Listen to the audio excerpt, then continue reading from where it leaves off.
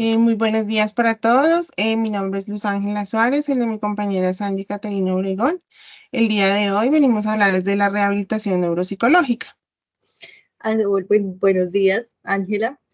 Así es. Y también adicional, vamos a hablar un poco acerca de una paciente de 70 años, procedente de Bogotá, quien acude a consulta en compañía de su hija para valorar sus funciones cognitivas. Entonces, damos inicio a qué es la rehabilitación neuropsicológica.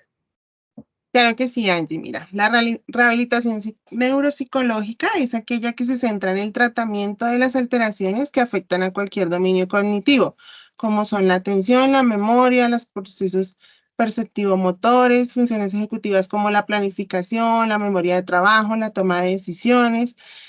También podemos hablar de la emoción y la conducta. El funcionamiento cognitivo puede verse alterado por diferentes causas, siendo una de ellas el daño cerebral adquirido. Cuando hablamos de daño cerebral, nos referimos a una lesión repentina en el cerebro que ha tenido un desarrollo normal hasta el momento. Esto puede ser debido a diferentes causas como el ictus cerebral, traumatismos craneoencefálicos, tumores, infecciones, entre otros. Sea cual sea esta causa, el daño cerebral tiene como consecuencia principal la pérdida de funciones previamente desarrolladas. Estas pérdidas pueden ser físicas, cognitivas y emocionales, provocando en la mayoría de los casos una pérdida de la independencia funcional. También hay que tener en cuenta que los déficits cognitivos pueden ir de más leves, como por ejemplo un olvido, un despiste, o a casos más graves, ya cuando de pronto la persona no es capaz de recordar lo que hizo en la mañana o no es capaz de seguir el hilo de una conversación. Entonces también puede ocurrir que la familia sea quien perciba que la persona ya no es la misma de antes o que ha cambiado. Por eso es importante realizar una evaluación neuropsicológica, completa, para así determinar cuáles son las funciones que están alteradas y cuáles son las funciones que aún se preservan, porque a partir de estas es que se va a realizar el proceso rehabilitador. Sí, claro que sí. Mira, también se debe tener en cuenta, pues, cómo era antes la persona, sus gustos, sus aficiones, pues, para que el proceso sea lo más motivador posible y con objetivos significativos para el paciente. La finalidad de todo esto es conseguir que la persona sea el máximo posible de funcional en su día a día. Esto lo debemos realizar, pues, tanto como con el paciente, con la familia. Debemos brindarle mucha información sobre las dificultades de su familiar, orientación, pautas y sobre todo soporte emocional, pues, entre muchas otras. Y Oh, Angie, ¿nos puedes hablar de las estrategias y orientaciones en la rehabilitación neuropsicológica? bueno, claro que sí. Pues hay algunas técnicas y estrategias, pero digamos que en el diseño de un plan rehabilitador se debe combinar un número de estrategias y técnicas individualizadas. Esto de acuerdo a las necesidades neuropsicológicas y educativas que se detectaron en la evaluación neuropsicológica. Entonces, algunos autores han hablado de estos instrumentos que nos permiten realizar una evaluación neuropsicológica como tal. ¿Mm? Si quieres, nos puedes ampliar un poquito. Sí, claro que sí. Mira, por ejemplo, hablamos de Manga y Fournier en 1997. Ellos consideraban que la acción terapéutica puede centrarse en los puntos débiles que se muestran en el perfil neuropsicológico o en las habilidades intactas que son los puntos fuertes o bien sea en ambos.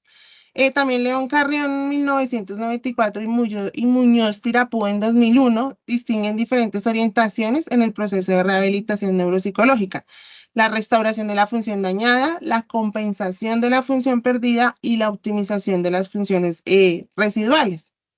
Claro que sí, hay un enfoque que han desarrollado unos autores pues, que son Germán y Parente en el 94 para la intervención de estas funciones cognitivas. ¿Sí? Este asume que existen tres tipos de variables que afectan el funcionamiento cognitivo. ¿Cuáles son las activas que hacen referencia como a todas esas operaciones cognitivas que pueden ser aprendidas y que afectan el contenido de la información, como por ejemplo la resolución de problemas? También están las pasivas, que son variables que no afectan de manera directa lo que es aprendido y recordado, pero sí como la disposición que se tiene para el aprendizaje, por ejemplo, la condición física o el estado de salud general. Y por último, las de soporte, que incluyen ya variables externas del sujeto y que permiten sustituir estas determinadas funciones. Ya vamos a hablar un poquito acerca de esto. Pero entonces, en todo este proceso de rehabilitación es necesario trabajar de forma interdisciplinar. ¿Sí? Ya que las alteraciones que persisten después de un daño cerebral adquirido son digamos, de diferente índole. Entonces exige la participación conjunta de varios profesionales de la salud. Entonces, Ángela, ¿podrías ampliarnos un poquito acerca de estos tipos de técnicas que hay? Sí, claro que sí. Mira, hablaremos primeramente sobre los programas de restauración de la función. Estos también son llamados de reentrenamiento o estimulación de la función. Normalmente estos implican la práctica de ejercicios diseñados para fortalecer algunos procesos básicos, tales como son la atención, la memoria, la percepción, funciones ejecutivas, pues como lo son la planificación, la memoria de trabajo. Eh, También, pues el fundamento teórico sobre esta se basa en el tipo de intervención, ¿sí? Reside en la concepción de la estimulación de los distintos componentes de los procesos cognitivos. Esto nos conducirá a un mejor procesamiento y a una automatización de dichos procesos, mostrando así un mejor rendimiento. El mecanismo de restauración se centra en la recuperación de la función a través de la activación repetida de la capacidad alterada. Siempre que la lesión cerebral no haya producido una evolución completa de dicha función, bajo el supuesto de que la red neuronal que participa en esta ejecución estará siendo entrenada, facilitando, acelerando y dirigiendo la recuperación neuronal y los mecanismos de recuperación espontánea. Mm. También las técnicas de restauración, pues vemos que son útiles en la recuperación cognitiva, no solo en los casos de daño cerebral ligero, sino también pues, en las personas sanas, con el objetivo de mejorar las determinadas funciones cognitivas como la memoria o el razonamiento. Claro que sí. Ya pasamos al tema de compensación de la función, en donde se asume que el tratamiento induce la sustitución de la función por medio de una especie de reorganización funcional. Es decir, que las regiones que están intactas en el cerebro asumen la función de los mecanismos dañados en el cerebro, ¿sí? Entonces, desde un punto de vista teórico, estos mecanismos van de arriba a abajo, a diferencia de la de restauración, y facilitan la recuperación de los mecanismos más básicos de la cognición. Es decir, las estrategias compensatorias van dirigidas a que el paciente aprenda o reaprenda a realizar las actividades funcionales que son significativas para su vida cotidiana.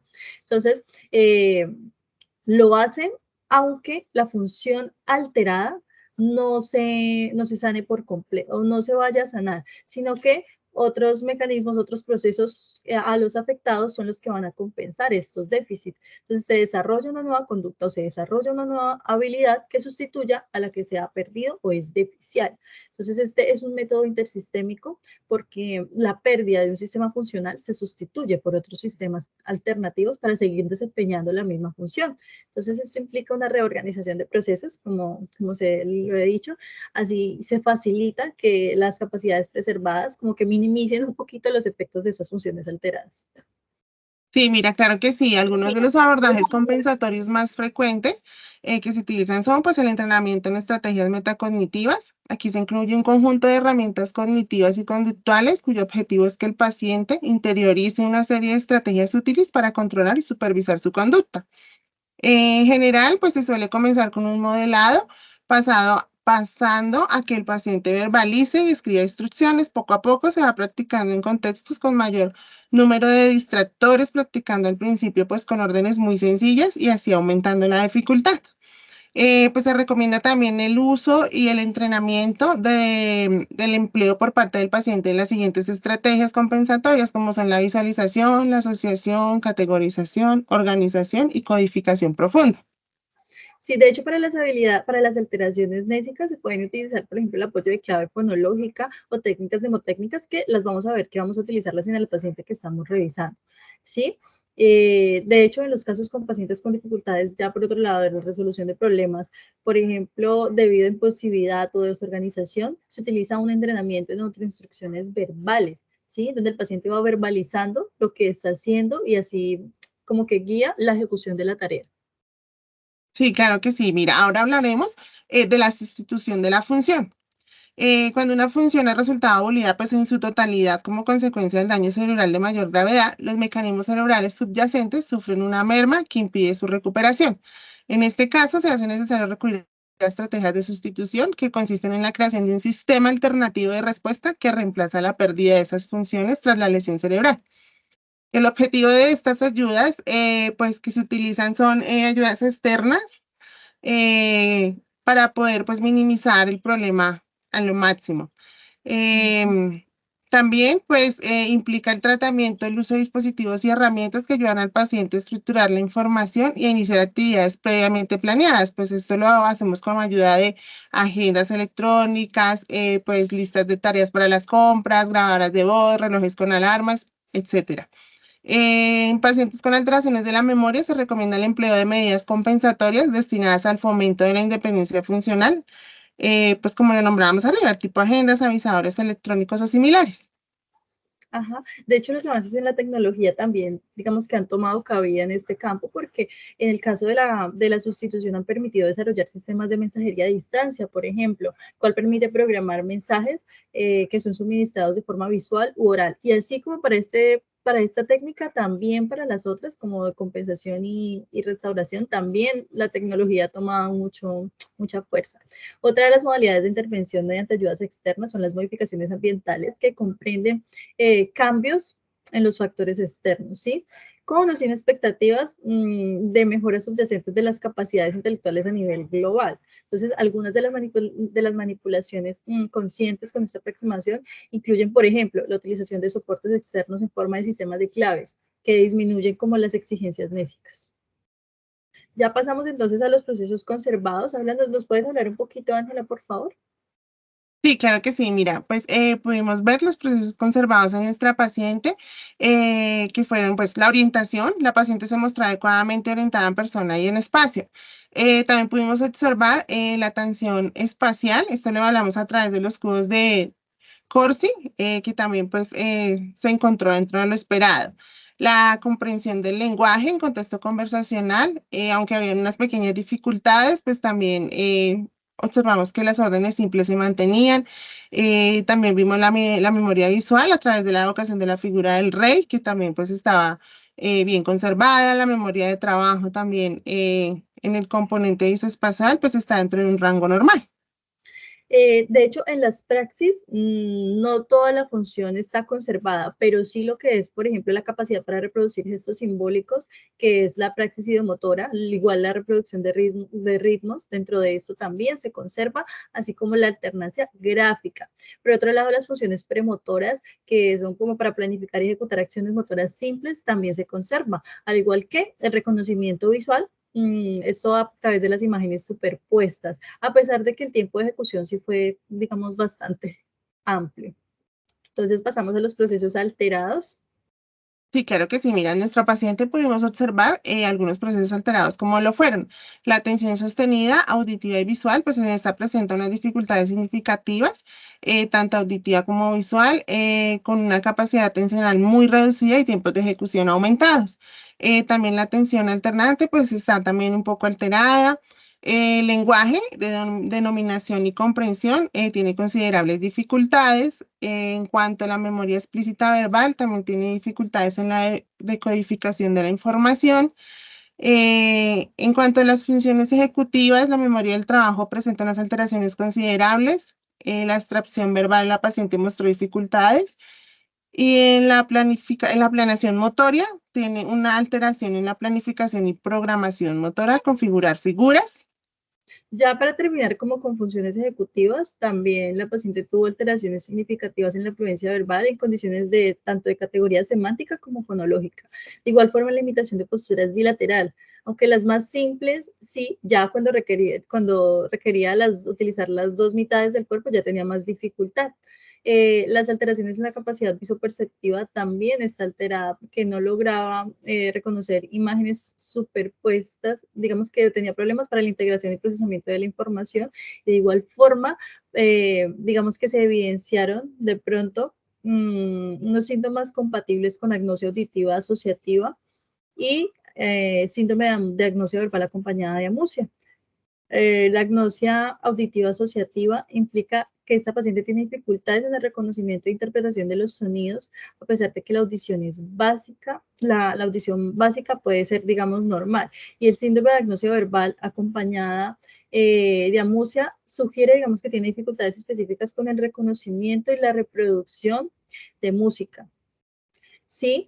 Entonces, hay que tener en cuenta que esta amusia generalmente se entiende como una dificultad para procesar la música, pero no necesariamente se afectan todas las como las habilidades musicales de manera uniforme, ¿sí? En el caso de la paciente, se menciona que tiene capacidad para reproducir ritmos, lo que indica que puede percibir y replicar patrones rítmicos. O sea, esta capacidad, esta partecita, sí, digamos que se encuentra conservada.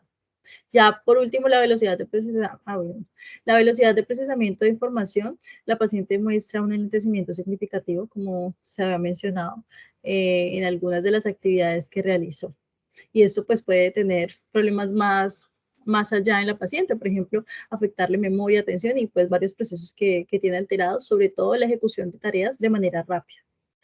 Entonces, pasamos a las estrategias.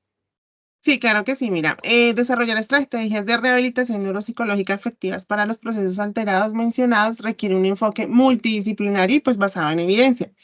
Se debe adaptar la dificultad de los ejercicios según las capacidades del paciente y aumentar gradualmente el nivel de desafío a medida que mejora su atención sostenida. Entonces, bueno, empecemos. La terapia de rehabilitación neuropsicológica para los trastornos atencionales deben realizarse siempre en primer lugar, debido a la importancia de la atención como base de otros procesos cognitivos. Entonces, podríamos manejar la estrategia de la atención sostenida, auditiva y visual. Esto es el uso de programas informáticos adaptados y juegos que requieren periodos prolongados de concentración. También podemos manejar lo que es la selección de estímulos visuales, el conteo de estímulos auditivos, la respuesta a estímulos visuales auditivos, también la secuencia mental de series, tareas pues, de atención dual. Ajá.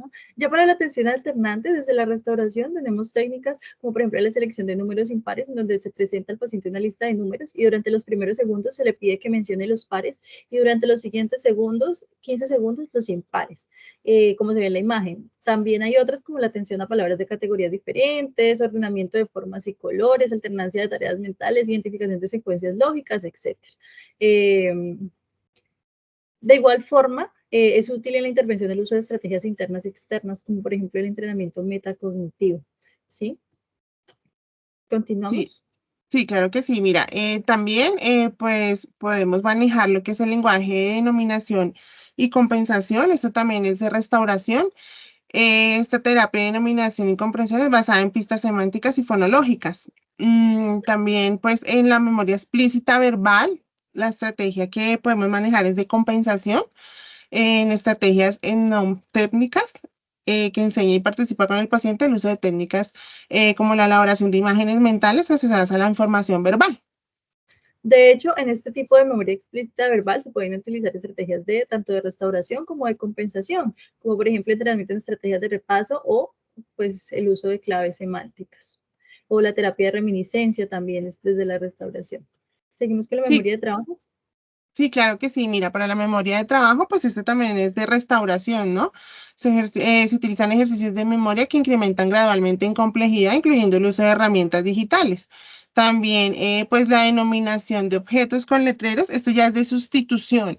Pues se marcan los objetos de la casa, como el computador, la mesa, pues el perfume, los muebles, etcétera, con su respectivo nombre para que la paciente pues pueda hacer contacto visual y pueda asociarlos y recordarlos.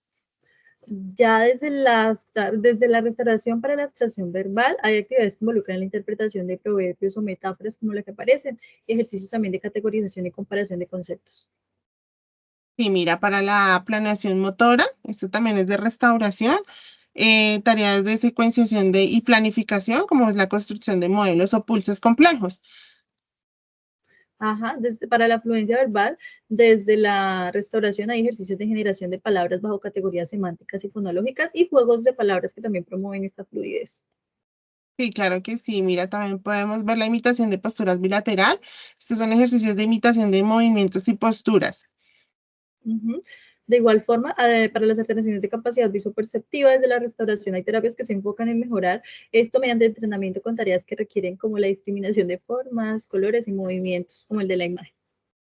Sí, para la velocidad del procesamiento de la información, esto también es pues, una estrategia de restauración. Se utilizan ejercicios que buscan aumentar la velocidad de procesamiento a través de la práctica repetida y el incremento gradual. Ya por último, para las alteraciones relacionadas con la agnosia auditiva asociativa y el síndrome de agnosia verbal acompañada de amusia, musicoterapia es muy recomendada y entrenamiento auditivo para mejorar el reconocimiento de sonidos y producción musical. Entonces ya pasamos rápidamente a cómo se diseña un plan de rehabilitación neuropsicológica. Sí, claro que sí, Angie. Mira, este se realiza de manera individual. Pues una evaluación completa de las funciones cognitivas, conductuales, emocionales del paciente mediante el uso de pruebas estandarizadas, una entrevista clínica con el paciente y su familia, una valoración clínica. Con toda esta información obtenida sobre todas las funciones alteradas y preservadas, se elabora el programa de rehabilitación neuropsicológica, pues con el objetivo de conseguir la máxima funcionalidad para el paciente. Ajá. Bueno, al diseñar un programa de rehabilitación neuropsicológica se deben tener en cuenta cuestiones como primero las funciones cognitivas afectadas, dado que esto es fundamental, conocer todos los procesos cognitivos que se han alterado para así apoyarnos en la rehabilitación y en la neuroplasticidad. Dependiendo del perfil que obtengamos como tal, la evaluación, se va a diseñar un plan de intervención con técnicas, estrategias y actividades necesarias. También hay que tener en cuenta las conductas desadaptativas y pues ya con la observación y la entrevista a los familiares vamos a saber qué conductas tiene el paciente que de pronto pueden ser perjudiciales, ¿sí? Que afectan su vida y también la de su familia, como agresividad, irritabilidad, y ya en función de estas conductas se va a tener en cuenta el plan.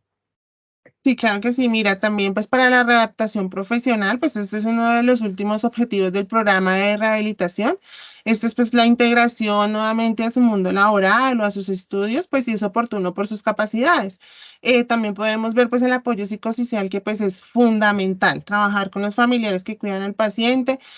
Pues lo normal es que ellos no están formados, no entiendan lo que está ocurriendo a nivel cognitivo y emocional, por lo que se necesitará información, herramientas y pues para que puedan manejar a su ser querido. Toda esta información que el familiar reciba y ponga en práctica, pues también ayudará de una manera muy enorme al paciente para que tenga una mejor recuperación. Aparte de esta psicoeducación, el familiar necesita apoyo pues psicológico, un espacio seguro donde pueda expresar todo lo que piensa, lo que siente.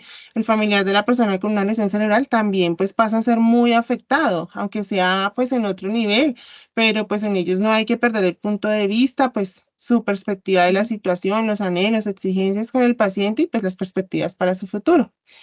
También es importante trabajar con el entorno del paciente, pues asociaciones, grupos de apoyo para tener una red de apoyo más segura. Sí, por eso básicamente es tener en cuenta cuáles son los déficits cognitivos que presenta el paciente, de qué manera lo afectan a él, a su familia, cuáles son los factores que influyen y qué es lo que podemos hacer para mejorar estas condiciones. Ya por último, hay que saber pues cuáles son los objetivos de la rehabilitación que se diseñaría para este caso, el cual primero que todo restaurar las habilidades perdidas que ya todas las que mencionamos que se encuentran alteradas, fortalecer la memoria explícita verbal mediante el uso de claves semánticas y pues fortalecer estas habilidades que también otras que se encuentran conservadas. Compañera. Sí, claro que sí. Mira, también debemos trabajar pues la compensación. Debemos pues compensar, como lo nombré, las deficiencias en la memoria de trabajo mediante la enseñanza de estrategias y el uso de letreros que denominen los objetos marcados, como lo hemos nombrado en la parte de arriba, para que de esta forma pues la paciente pueda realizar la asociación y recordarlos. También debemos pues capacitar a los cuidadores y los familiares en la comprensión de las dificultades y síntomas que presenta el paciente o incluirlos en el proceso de recuperación, psicoeducándolos, orientándolos en estrategias y actividades de restauración que puedan realizar con el paciente y pues que permita estimular algunas habilidades afectadas. Compañera, muchísimas gracias por toda esta información. Creo que fue un espacio muy productivo. Claro que sí, para ti, muchas gracias. Chao. Chao.